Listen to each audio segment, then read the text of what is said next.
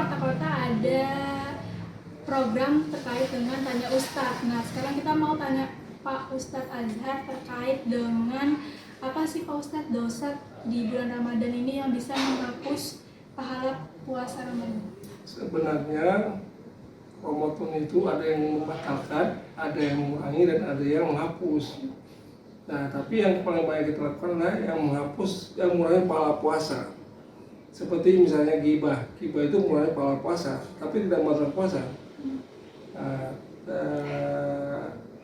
Bertegang, emosi itu mengurangi pahala puasa, tapi tidak membatalkan puasa. Yang membatalkan puasa 3, makan dengan sengaja, minum dengan sengaja, sama dengan bersetubuh. Nah, itu membatalkan pahala puasa. Tapi yang mengurangi banyak dusta, ghibah, gosip, dusta, itu semua mengurangi pahala puasa. Gitu. Ada hadisnya nggak sih Pak Ustadz biar pada percaya nih? Iya, ada hadisnya. Hadisnya hadis Bukhari yang mengatakan janganlah berbuat dusta, berbuat curang dan sebagainya dalam bab puasa. Saya lupa nomor hadisnya. Nah, itu ada hadisnya yang mengatakan itu yang diriwayatkan oleh Bukhari. Terus berarti nanti pahala puasanya akan habis atau gimana tuh Pak Ustadz? Kalau kita gini, kita pahala puasa 100 misalnya, kita ghibah kurang dari 50% dosa. Nanti kita dusta 50% lagi, habis. Bahkan bisa minus kalau kita berubah lagi. Nah, itu tergantung pendekatan kita bagaimana kita berpuasa. Nah, yang gitu.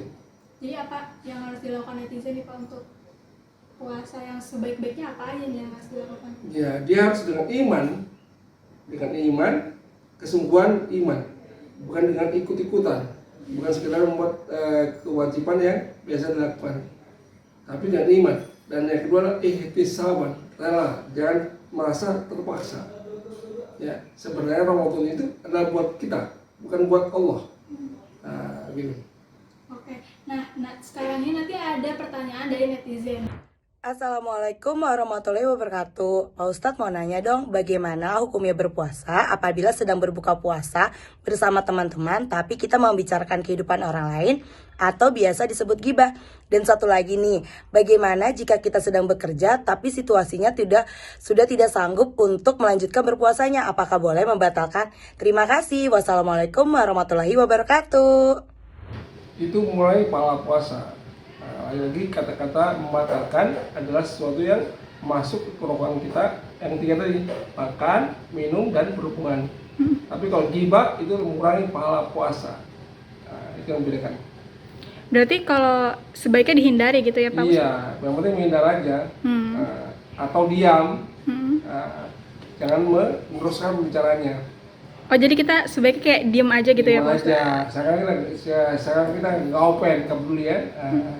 Lalu Pak Ustadz, ini ada pertanyaan satu lagi terkait dengan dia bekerja. Jika nantinya dia harus membatalkan puasa di saat situasinya nggak kuat saat bekerja, itu boleh nggak sih Pak Ustadz? Membatalkan puasa itu kalau tidak syar'i ya nggak boleh. Tapi kalau memang nggak kuat kan itu syar'i. Kalau dipaksa dia akan jatuh sakit, akhirnya dia berbuka puasa. Jangan dipaksa juga. Karena puasa ini kan bukan sebuah paksaan, tapi sebuah kemampuan yang terukur. Ya, jadi kalau nggak mampu ya berpuasa, nggak kuat ya berpuasa. Daripada sakit, itu menjadi penting kita menjaga kesehatan kita. Tadi katanya nggak kuat, ciri nggak kuat, bilang nggak kuat aja atau ada ciri lain sih Pak Ustadz? Ya, karena puasa itu kan indikatornya pribadi. Kita sendiri yang mengatakan kita nggak kuat. Kalau kita mengatakan kuat ya kita kuat. Jadi itulah ciri puasa yang sebenarnya asli, jujur. Jujur kepada diri sendiri, jujur kepada orang lain. Kalau kita bilang nggak kuat ya emang kita nggak kuat. Kita jujur. Kalau cuma alasan gitu Pak Ustadz? Kalau cuma alasan nggak boleh. Itu namanya mempermainkan. Siap. Jangan lupa subscribe ya.